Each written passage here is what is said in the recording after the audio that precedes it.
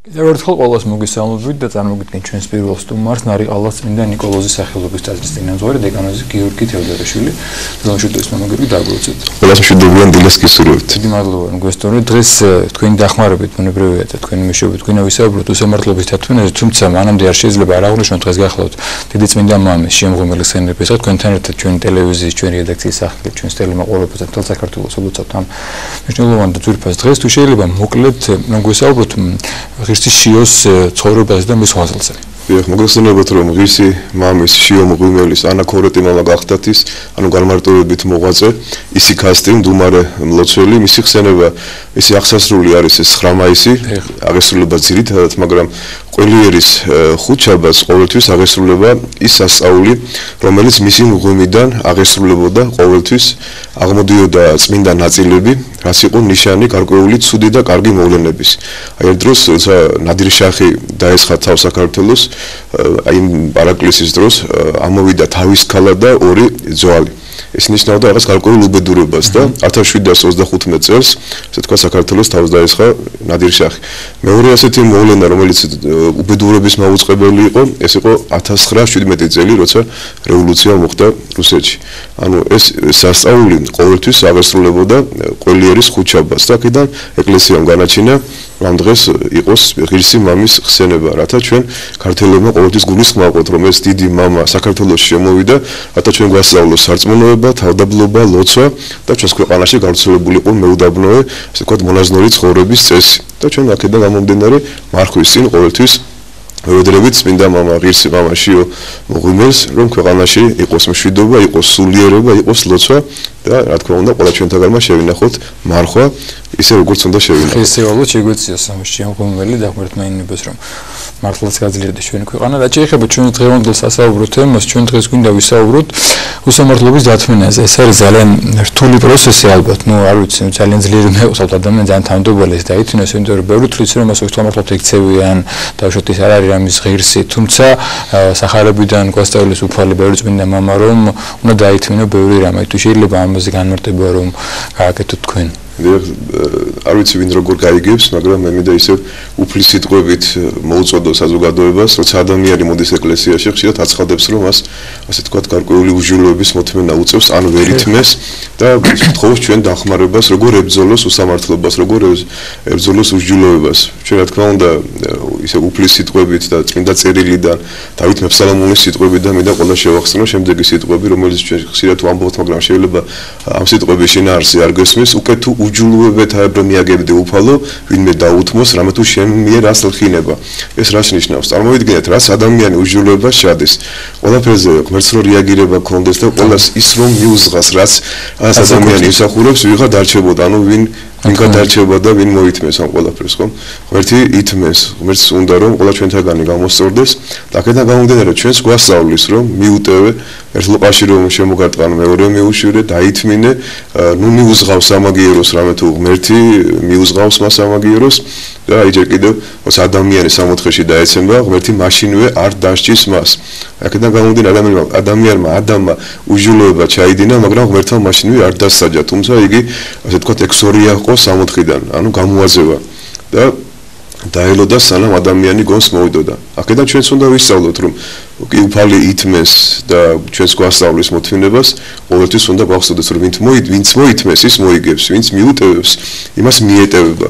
ახლა ყველიერის კვირა, მოგესალმებით, რომ შენდობის კვირა იქნება და გთხოვთ ყველას, რომ გაიხსენეთ, ვინ ყავს ჩვენ თანადებნი, ვინ დაგვიშავა, ასე თქვა, გარკვეული მძიმე მდგომარეობაში ჩაგვაყენა და ყველას გვევალება, რომ აუცილებლად მოვითმინოთ და მიუტევოთ. ძალიან ბევრი ადამიანი შეიძლება შემეკამათოს და განაცხადოს, რომ მე არ შემიძლია მის მოთმინა, ეს აუტანელია, ეს ძალიან ძიმია, ამის მოთმენა როგორ შეიძლება, მე არ ვიყავი ამის ღირსი და ასე შემდეგ. აქაც რა თქმა უნდა დავესესხებით წმინდა ეკლესიის სწავლებას, დიდი ღირსი მამის ივანე ოქროპირის სწავლებას, რომელიც ბრძანებს, რომ თუ შენ ფიქრობ, რომ შენ მოგექცნენ ცუდად, შენ გარკვეული ბრალი დაგდეს, რაღაც ბროტება ჩაიდინეს შენს მიმართ, შენ ჩავთვალე, რომ ეს ადამიანი, ვინც უჯულოებით მოგექცა, ის არის სნეულებაში მყოფი და შენ როგორ მოექცევი სნეულებაში მყოფ ადამიანს?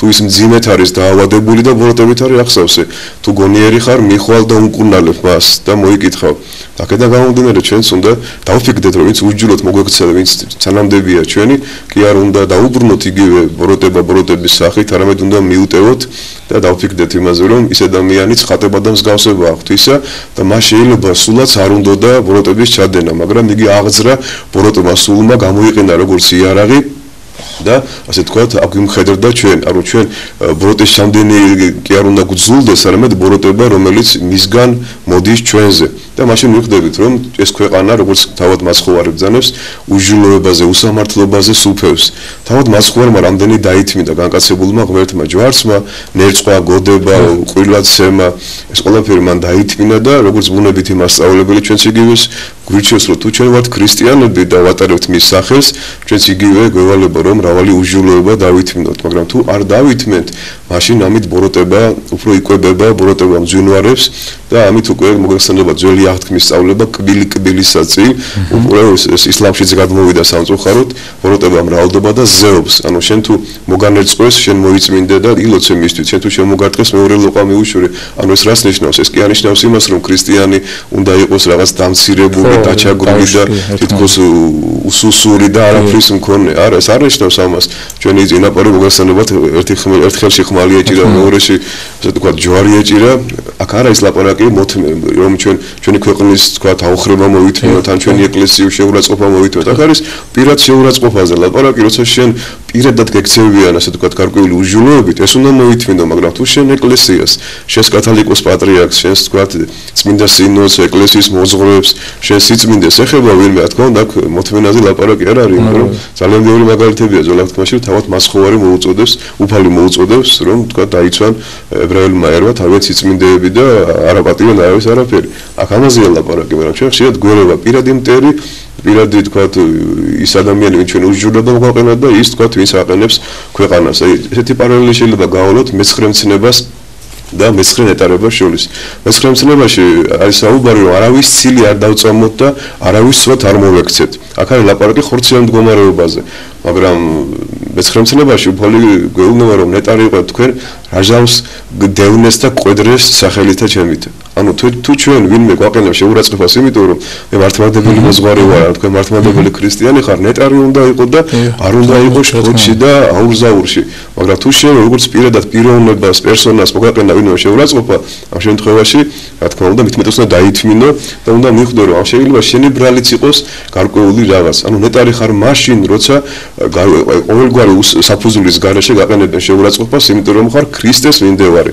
მაგრამ თუ შენი თანამდებობა შურს ვინმე შენი კარგი ცხოვრება შენი მანქანა ავტომობილი სახლი კარი ამ შემთხვევაში ეს პირადი პრობლემაა შენი და აქაც უნდა გაუწიო ამ ყველაფერს ყურადღება უნდა მიაქციო და მიხვდე რომ გარკვეულ შემთხვევაში თუ შენ ვიღაც მოექცა უჟილოდ აქ შეიძლება რაღაც შენი ბრალიც იყოს და რაღაც შენი დანაშაულიც იყოს ამაში აი ამის მოთმენა ჩვენ ორივე შემთხვევაში უნდა მოვითმინოთ და კიდევ აღნიშნავ ხაზგასმით რომ ვინმეს არ ეგონოს რომ ჩვენ ის შემოტევა რაც დღეს ქვეყანაზე არის და თქვა როგორ ებრძვიან ეკლესიას და პრესა ტელევიზია და კიდევ უამრავი რაღაც საშუალება ამაზე ჩვენ ახლა ვიყოთ ჩვენთვის რაღაც ჩაკეტილები და მარტო უფალო შემიწყალო ვიჯახოთ და ესე არ არის ესე არ უთქვია უფალს მოგესალმებათ რომ ეკლესია იერარქიასაც აკურთხებდა რათა ქართულ მხედრობას, ქრისტეს მხედრობას დაიცვა. წარმოვიდგინეთ ახლა როცა დავით აღმაშენებელი საქართველოს მაშინ შემოესია ეს კოალიცია მუსლიმანების და ჩვენ გვეთქვა რომ მოვითმინოთ, მიუტევოთ და ხმარ არ ვიარსებდით ფაქტობრივად, ხო?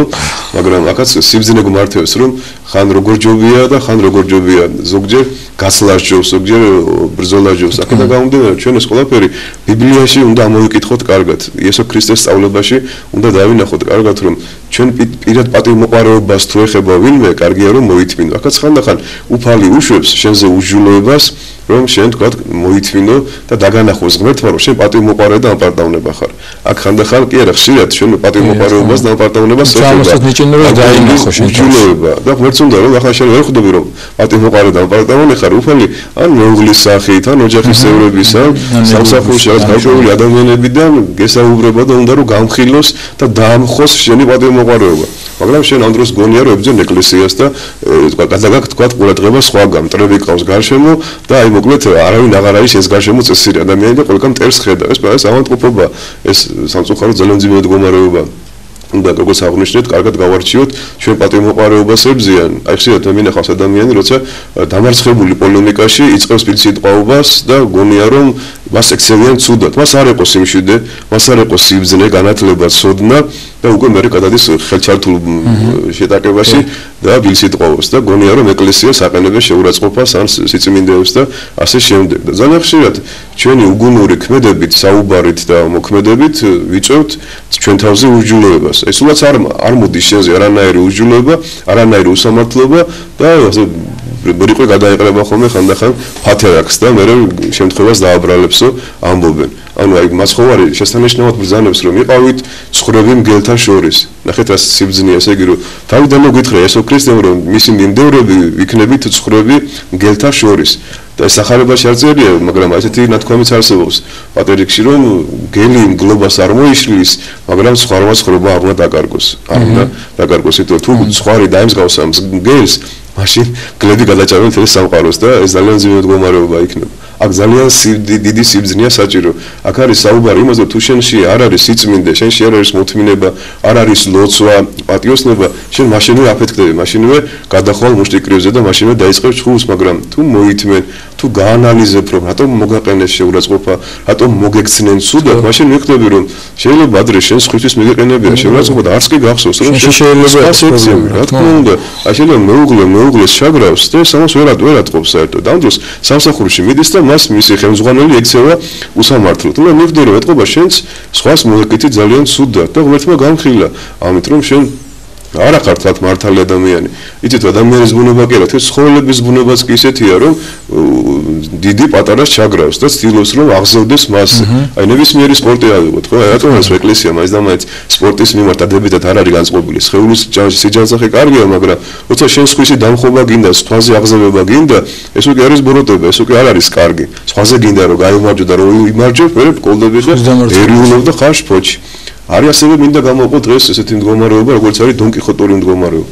როცა ებრძვი ქარის ცისქვილებს, ასე ვთქვათ, უაზროთ და ყოველგვარი გეგმის და ყოველგვარი მადლის გარეშე. ძალიან ბევრი დონკიხოტია დღეს, რომელიც შემდგომში დანერვოზებული დადის და აცხადებს, რომ აი არსად არაფერი აღარ არის, ყველგან უჟილოება, ყველგან უსამართლობა, ყველგან ბოროტ ძალას და პირად მტრებს ეძებენ. და იმათ სულში შფოთი ისადგურებს და ისინი არიან ძალიან ძიმე მდგომარეობაში. რატო ამდენი დანერვოზებული ადამიანი? იმიტომ რომ ადამიანის ესე ვთქვათ სურვილი ყოველთვის არ ემთხვევა რეალობას. ჩვენი სურვილი და რეალობა ერთმანეთს უნდა ემთხვეოდეს და უნდა მივხვდეთ საცხოვრობ ჩვენ. როცა გაწყენინეს მივხვდი რომ ჩვენ დაცემულ საზოგადოებაში გიწევს ცხოვრება, კარგი რამ გჭირდეს, გიკვირდეს, ცუდი რასაკვირველია. ეს თუ არ იცი შენ თუ ადამიანი ანგელოზი გონე და წმინდანი გონე და მისგან ითხოვ რომ ვთქვათ გეფსალმუნებოდეს, გესიყვარულებოდეს, დანერვოზები აღარ დაგემართებაც და გაიკვირებ ეს რატომ ითხრა მე ეს არ უნდა ეთქვა ჩვენთვის, ეს რატომ მოიქცა ასე? თუ პირიქით უნდა თქვა რომ საწყალი ცოდვილი ნახე როგორი დაცემულ მდგომარეობაშია, ღმერთმა მიუტევოს, ღმერთმა დალოცოს, ღმერთმა აკურთხოს. ერთხელ ესეთი აი სამოვიკითხე ივანე კონსტანტიელის ცხოვრებაში ეს ყოველთი ლოთი ადამიანი ყვება თავის ცხოვრებაში რომ მე ყოველ დღეს სახლში მოვდიოდი ნასვამი და ჩემი მეუღლე ყოველთვის მეჩხუბებოდა მწყეული და ულდიერი სიტყვებით მომართავდა და ერთხელ როცა მოვედი სახლში დავინახე მოძღვარი რომელიც ესაუბრებოდა ჩემს მეუღლეს და მე მაშინვე მივხვდი რომ ეხლა ეს მოძღვარი დამისყევს ყვაზე დარიგებას მეტყვის რომ შენ ეშმაკეული ხარ შენ ღვთისპირიდან გადავარდნილი ხარ და ასე შემდეგ და ამ დროს ივანე კონსტანტინელი ეკითხება მას რომ თქვენ ალბათ დღეს მძიმე დღე გქონდა თქვენ ალბათ დღეს ძალიან გაიღალეთ და ალბათ იმიტომ სვავთ რომ რაღაც პრობლემები სამსახურში და ისე გათბა რომ ჩემი გული ამოზღვის მიმართ რომ მე ნენელა დავანებებ ალკოჰოლის მიღებას თავი. აი ნახეთ ამ ხელა სიბძნე გამოიჩინა ივანე კონსტანტინელმა რომ ადამიანის ცნობიერება კეთილად მიიპყრო ეკლესიის სწავლების. არავის ხანებით და დაჟინდა რაღაცა. ჩვენ მაშინვე იცი როცა იეჰოვას მოწმეს ხედავთ მაშინვე ჯოჯოხეთში ვისწავლეთ ვეუბნებით რომ შენ ხარ ეშმაკის მოციქული და ასე შემდეგ. აი უხსენოთ პავლე მოციქული როდის შედი არიოპაქსი რომ შედის და თქვა ხედავს საკერპოებში, ბომონებში ეუბნება ბერძნებს რომ მე ნახევ თქვენი ბომონები და როგორი მოწმუნეები ყოფილხართო. შეაქო თქვა რომ აი თქვენში რაღაც გარკვეული რწმენა არის და ასევე ნახევ უცნობი ღმერთის კერპიო და მე თქვენ უცნობ ღმერთზე მინდა რომ გესაუბროთ. აი ჩვენც ასე უნდა გავაკეთოთ რომ იეჰოვას მოწმე გააჩერე და უცნობ მისთვის უცნობ ღმერთზე ესაუბრე და ის თუ გონიერება შემორჩენი აუცილებლად მოbrunდება ჩვენსკენ და გამოყვება ჩვენ. და რა ისე თქვა რომ აი შენ სატანის მსახურო ეშმაკის მოციქულო ოჯახეთის მარშხალა ტარტაროზო და ასე შემდეგ უკვე ჩვენ აგრესიით ვიწყებთ მათთან ურთიერთობას. დღეს ამდენი სექტანტი რო ყავს სამწუხაროდ შეიძლება ხშირად ჩვენი ბრალიც იყოს და ჩვენი უდიერი საუბარი, ჩვენი გაუნათლებლობის, ინტელექტობის და ასე შემდეგ და იეჰოვას მოწმისთვის მართლმადიდებელი არის მე მტერი და ხედავს აი ხედავ როგორ ებრძვიან მას იეჰოვას სახელის გულისთვის და იგივე ბაპტისტი, იგივე კათოლიკე და სამწუხაროდ ძალიან ბევრია. იგივე ინტელიგენცია თქვა ძალიან ბევრი ინტელიგენტი ადამიანს ეშინია ეკლესიაში მოსვლის რომ მას გონია რომ მოძღვარი თქვა შეურაცხყოფას მიაყენებს თქვა რაღაცა სიტყვებს ეტყვის რომ აი მოძღვარმა არაფერი არ იცის და მან ყველაფერი იცის და დიალოგი ხალხისთან არ დგება ჩვენსა და ამ ადამიანებს შორის და ამაზე დაფიქრება გმართებს რომ ჩვენ ამ ყველაფერს მარტო უჯულოება კი არ უნდა უწოდოთ ეკლესიის მტრები არამედ უნდა გამოვნახოთ საერთო ენა ყველა ადამიანთან ვისაც რაღაც გარკვეული პრობლემა გააჩნია ეკლესიასთან. მამაგერ პატრიარქის თემას მინდა შევეხოთ თქვენ ბრძანდებით ასევე საპატრიარქოში ამ განყოფილებისგან თუმცა სწორედ ძალიან კარგად იცის ბუნებრივია. ხშირად ხდება ბევრი პატრიარქია როცა უსამართლო ძის ან დავშოთ არეკოთონ და ესე შეიძლება თუმცა იგივე შეიძლება ამას ვიფიქროთ რომ შეიძლება მას წარსულში რამე აქვს რის გამოც სწორედ აი პატრიარქთანაც ძალიან ხშირად არის ეს საკითხი. შესანიშნავად აღნიშნეთ და კარგია რომ ეს თქვი და მე არ ვიტყვია ძალიან ბევრი პატრიარქი მართლა უდანაშაულოდ არის მაგრამ თუმცა პატრიარქი შედის ციხის კედლებში ის ბუნებრივია აღელვებულია დილსიტყვავს არის აუზაური განიკითხავს ყველას და მაშინვე ითხოვს არა დედას და მამას, არა მეუღლეს, არამედ მოძღვარი მივიდეს მასთან. და ყველა მოძღვარი ეუბნება რომ დაბშვიდი, ეს არის რეალობა რომ შენ ხარ საპატიმრო, სანამ გაირკვევა შენი საქმე, შენ მტკვანი ხარ თუ მართალი, შენ რათან დაგიშავებია თუ არ დაგიშავებია, მოდი დაიწყე შენ ლოცვა ახლა. წაიგითხე სახარება. ვაძლევთ სპეციალურად ლიტერატურასაც აღწერილია რომ საპყრობილეში იესო ქრისტე ბრძანდებოდა, მოციქულები, მეფეები, დიდი მამები და პატრიარქები და ასე შემდეგ. ჩვენ მაშინვე რეალობას ვეუბნებით რომ შეიძლება დღეს შენ თანხის გაფლანგვა დაგაბრალეს და არაფერი არ დაგიშავებია, მაგრამ აბა გაიხსენე შენი წარსული ცხოვრება, რამდენი დანაშაული ჩაგიდენია და არავის არ დაუჯიხარ შენ მაშინ. აი ერთი ექიმი მახსოვს, რომელიც დააკავეს, იმიტომ რომ ახალ წელს გაისრულა თოფი, რომელიც არ იყო მისთვის, ასე თქვა, გაფორმებული არ ქონდა. და ამ დროს ეს ექიმი იყო გინეკოლოგი და რო უთხრა რამდენი აბორტი გაიკეთებია შენ, ჩაგუნა თავი. ძალიან ბევრი. მაშინ არ დაუკავებია ის არავის. და კანონიც არ არსებობს ამაზე სამწუხაროდ. ამ დროს ეს ადამიანი არის აღშფოთებული როგორ დააპატიმრეს, ხო? მადლობა თქვიო დაგაპატიმრეს და ჯოჯოხეთში არ მოხდი. ხო, მოგესალმებით, რომ ჯოჯოხეთი გარანტირებულია ამ ადამიანებს. და კიდე გამომდინარე, შენ როცა დაგაპატიმრეს ან საავადმყოფოში აღმოჩნდი მიხვდი რომ ღმერთმა შეაჩერა შენში შეაჩერა ცოდვის მოქმედება და ეს მადლობას უნდა შესწირო ღმერთს რომ შენ იმიტომ ეფრემასურის ცხოვრება წაიკითხეთ ცხრის ქურდობა დააბრალეს და აღმოჩნდა ციხეში და ციხეში გახდა მორწმუნე მე ის მიხვდა რომ ის განგებულებით მოხდა ეფრემასური ჩემო ძირფასებო ჯავდებულება პატიმრობა ვინ ჩვენ გვისმეს ახლა კარგად დაფიქრეთ ეფრემასურზე მეტი რომელი ხარ თქვა ხო ან უარსაბ მეფეზე რომ მეტი რომელი ვარ თან პატრიარქები რომლებიც თვითონ საპყრობილეში იყვნენ ეფრემ მეურესი და მონიძე ბოლოს თახტაც საპყრობილეში დიდი პატრიარქი ამბროსი უნდა მიხვდეთ იმას რომ ქრისტიანების გარეშე ხომ არაფერი არ ხდება რა საპატიმროში უფალი არ არის რა თქმა უნდა ხო აქედან გამომდინარე აღევლებას და შფოთს ჯობია დავანებოთ თავი ვინმეს არ ეგონოს რომ ეხლა მე ვამართლებ ამ დაპატიმრებას და უკნევ თქვა ვინმეს რა თქმა უნდა ეს ძალიან ცუდია როცა ქვეყანაში ამდენი პატიმარი ამდენი მჟადებული ეს ძალიან დიდი ტრაგედია ეს არის ძალიან ცუდი მდგომარეობა მაგრამ რეალობა ხო ეს არის ხო ჩვენ რამდენიც გინდა ვიძახოთ რომ უსამართლო სასამართლოა და თქვა უდანაშაულოდ იჭერენ ამით არაფერი არ შეიცვლება და უფრო და უკან წავალთ მოდი შევეგუოთ რეალობას სანამ ჩვენ ციხის კედლებში ვართ სანამ საავადმყოფოში ვართ სანამ შეჭირვებაში ვართ ჩვენ ოჯახში რაღაც პრობლემებია ამ ყველაფერს კარგად დაუკვირდეთ საიდან მოდის ეს ყველაფერი იქიდან მოდის რომ ჩვენ დავშორდით ღმერთს ჩვენ ძალიან ბევრი ცოდვა ჩავიდინეთ რომ ვერ მოვინანიეთ და არ გაგვახსენდა ჩვენი ცოდები და ერთი მარხვაც რომ არ შეგვინახია აქედან გამომდინარე ღმერთი უკვე ჩაერია არა თქვა პირდაპირ არამედ სიმბოლურად ჩაერია იგავებით და დაგანახა რომ შილო დააფიქრდი კარგად შენ რომ არ იყო დღეს საპყრობილეში შეიძლება უფრო მეტი ცოდვა ჩაიდინო ვიდრე შედიოდი ამას უფრო მეტად იმრუშო მეტად იკურდო მეტად მოიპარო და ღმერთმა ესე თქვა მძლავრებითად შეგაჩერა რომ დაფიქრდე და თუ ვერ დაფიქრდები და ვერ მიხვდები, სამწუხაროდ მე ხდება რომ გამოუშვებენ, ისე უკან ბრუნდებიან. ანუ განმეორებითი კურნალობა და დაპატიმრება ხდება. ეს ნიშნავს, რომ ადამიანის გონება არ გაეხსნა ჯერ კიდევ და ვერ ხვდება. იქიდან გამოდის ძალიან ბევრი ადამიანი, ისე ვთქვათ, ჯინვარულ მდგომარეობაში და უნდა რომ შური იძიოს.